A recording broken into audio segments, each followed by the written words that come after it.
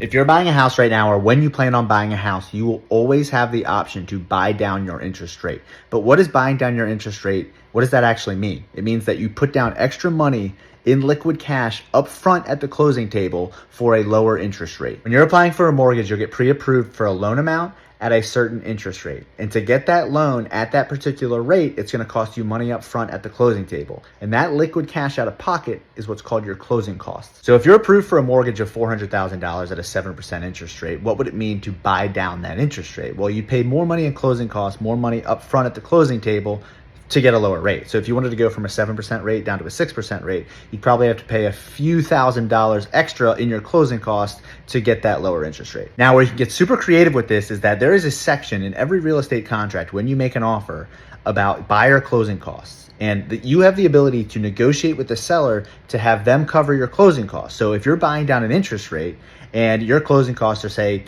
$13,000 for just the total cost of the loan, plus you want to buy down the rate. Well, you can put in the offer that the seller is going to cover those closing costs. So essentially you'd be getting the seller to cover your upfront closing cost of the loan, plus buy down your interest rate. So you're saving cash up front and you're getting a lower monthly payment because you're getting a lower interest rate. That part does take negotiating power and it takes leverage. There is no guarantee that a seller is going to accept your offer if you're asking for $13,000 in closing costs. So you need to be prepared to be paying that money up front.